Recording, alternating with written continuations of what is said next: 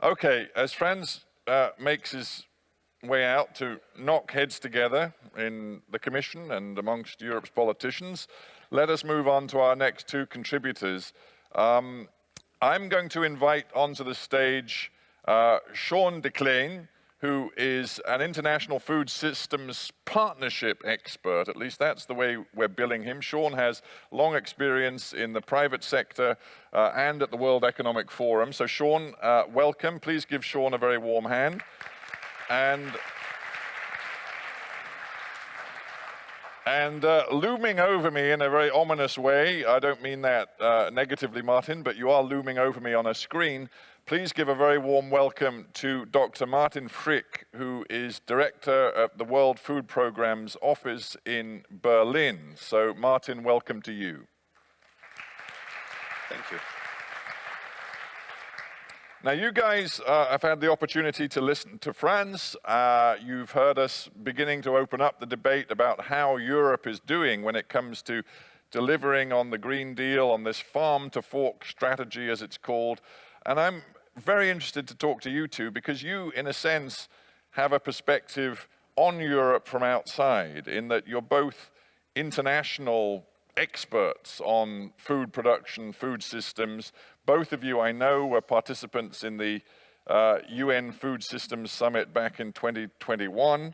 So, in a sense, I want you to give me a sense of how you assess Europe's efforts to transform its farm and food production systems to become truly sustainable. Martin, let me start with you. What's your assessment of how Europe is doing? Well, thank you first, and Sean, good to see you. I regret not to be on stage with you. It was fascinating to listen to this conversation from the outset. What a shift in narrative has taken place in the last year. And I think that is one of the most precious things that Europe is currently delivering is the thought leadership, the recognition that our food systems got to work within planetary boundaries. And if they don't work within planetary boundaries, an organization like the World Food Programme is coming in to picking up the pieces. And that is escalating in the last years in a most dramatic place. In 2019, we had to look after 135 million people in absolute desperate food situations. Today, it's more than a third of a billion. It's 350 million people. So seen from the outside, as your question was, for many parts of the world, it is a most critical situation in which we see extreme food security in more than 70 countries of the world. Thank you, Martin. I want Sean essentially to give me an answer to the same question, an assessment with a dispassionate eye of the debate in Europe and how you think Europe is doing in terms of not just the rhetoric, but delivery of transformation toward a more sustainable food production system. So, I mean, it's a very good question because, the world is really looking at Europe. You've had a war that's ongoing in Ukraine. It's created, yet another series of shocks that add on to the climate shocks. And in a way, that leadership that is needed in Europe is more vital than ever. And if this is just about producing more food as cheaply as possible to get us out of the current situation, then we've completely missed the opportunity. We have to keep our eye on the prize, which is how can we produce more food in a way that nurtures the planet, but also is healthier for people and brings society with it. And that's not just European society, but the whole world. So how do we make sure that Africa and Asia and Latin America are able to take this big shift towards food systems transformation in a way that really creates a global momentum. And in a way, what happens in Europe is going to be critical on that, because if we take our eye off the prize and we just focus on a very narrow food agenda, then that is not the message that we need. Do you think right now Europe is showing leadership, global leadership? Absolutely. That was a very long pause before you said absolutely, which makes me wonder whether that absolutely is sincere. No, it is sincere. I think, what is going to be needed though is, can we now shift the dimension of that? What we're seeing is some brilliant initiatives come to the fore. There's real leadership around the farm to fork strategy, but if we don't make that shift to scale, and that's where the hesitancy came from. If we don't shift the speed and the scale of that transformation, and we are just looking at a number of wonderful demonstration farm models in different countries in Europe over the coming years, then we will not achieve that transformation. And so, Martin, I want to throw it back to you. I was very struck. I think your figure was 135 million people, was it? Currently completely dependent on World Food Programme. That was in 20. Sorry? That was in 29. That was in 2019. Today we have 350 million. Oh, well, I'm completely not up to speed then. So that's an extraordinary figure. A third of a billion people or more reliant on the kinds of assistance that the WFP can offer. Isn't that, in a sense, in danger of derailing the debate about transformation of production systems, when there are so many people who simply do not have enough food to eat day by day? Does it derail the wider debate about producing food more sustainably? Well, you just said to Franz Timmermans, he sounds a little bit frustrated. And I think he made two extremely important points that are often neglected. Point number one is planetary boundaries. If you have a bank account and that bank account is overdrawn, at one point you go to the ATM and nothing is coming out.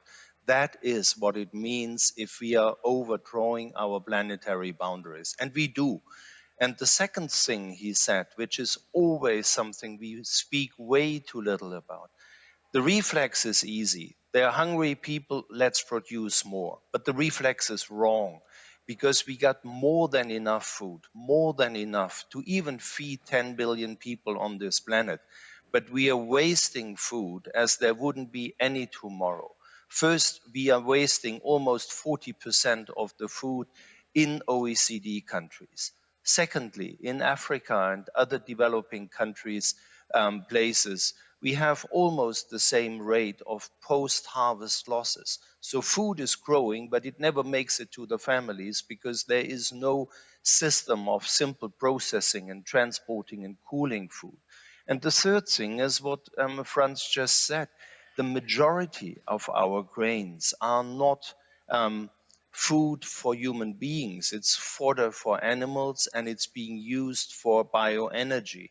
So there are massive inefficiencies in the system. And we can't fix our food systems without taking a hard and honest look into how we use the food that is actually produced on the planet.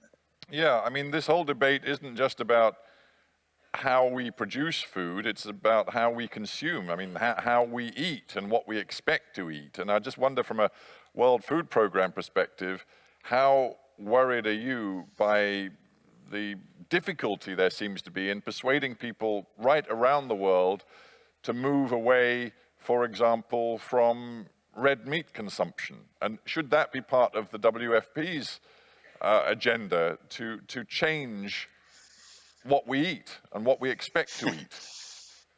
Well, allow me to give you a double answer. I'm currently working with the World Food Programme. Our job is to save lives and change lives of the poorest people on the planet.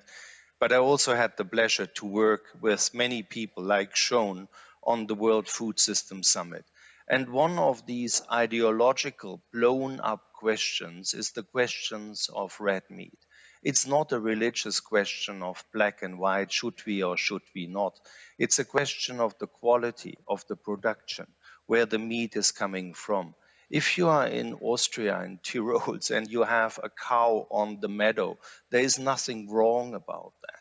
But if you got 2,000 cows in a stable and you feed them with imported grains, then that's massively wrong. So we need to look into food as a system, which not only means, are we supposed to eat a product, yes or no, but asking the question, how is this product produced, what's the environmental footprint of it? What are the social costs? And not least, what are the health costs of, for example, consuming over fatty and over salty foods, as we do in many of the OECD countries? Now, Sean, we've heard from Frans Timmermans speaking for the Commission. We have Martin with us, who's at the WFP, a UN agency, NGO. The corporate sector is very important here, and you used to work for a major fertilizer business, Yara, and you have quite a lot of corporate sector experience. Some would say that the corporate sector is still far too powerful and far too keen to continue to sell its products, to tell the world, as Frans put it, that intensification is the only answer to the food needs of the world. Is the corporate sector capable of and willing to change? Yes, I think it is. I think what it does, though, require is we need to get out of that mindset of sort of, right, what tribe are you part of, you know, which side? So in a way, the corporate sector, if we take farming in Europe, there's a strong desire to move substantially towards, say, climate smart agriculture at the farm level. Farmers want to do that. If you just leave it at the individual farm level, the cost of that transition would take, potentially 10 years to make all of that investment. If you bring in the corporate side of that, and by the corporate side I mean the large companies, but also the finance sector, the insurance sector, and look at that full market transition, then you start to get a shift. But that will go nowhere if you also don't bring in the public sector side as well. And so how do you create those radical at-scale coalitions? And I think there is. We do need to, a bit like with renewable energy, we do need to create these demand-side-led agendas.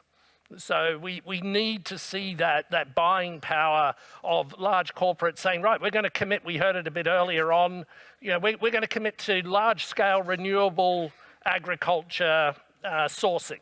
And so what that means, because it has the ability to shift. But we're also going to need to see a big upswing in the use of innovation and the role that innovation can play. And we're also going to need to see a big upswing in the role that data can play, and we'll hear about that later on today. Oh my God, you're such a professional. You've just given us a lovely segue into saying that later on, ladies and gentlemen, this afternoon, we actually have a senior executive from Microsoft who perhaps you wouldn't expect to be at a food forum like this, an agriculture forum like this, but Microsoft and the whole sort of digital sort of space are moving into agriculture in a big way. You think that could be very important? I think what COVID showed us, and if you're going to take a food systems approach, it's a complex approach. You can't, and I think what you actually need is much more informed data. Frans Timmermans talked about, taking sort of much more of a scientific approach, and then you need the data, you need the transparency and the traceability around that data to be able to make those informed decisions. And whether that be in Europe or if we look at the complex supply chains, to be able to see where those efficiency gains can be made, where can we share the risk across the whole value chain, and so yes, it will require a much bigger input around thinking of data into food systems transformation. Well, thank you for that. And just to say, ladies and gentlemen, we've got Ranveer Chandra, who's the Chief Technology Officer of Agri-Food at Microsoft, talking to us this afternoon. So I hope you'll enjoy that. My timekeeping, I'll be honest with you, is terrible today, absolutely terrible. So I'm eating into your coffee break. I hope you don't mind, ladies and gentlemen. But I have to draw a close to this discussion. So Martin in Berlin and Sean, I thank you both very, very much for your insights. Thank you so much for joining us. We really do appreciate it. Thanks a lot. Thank you.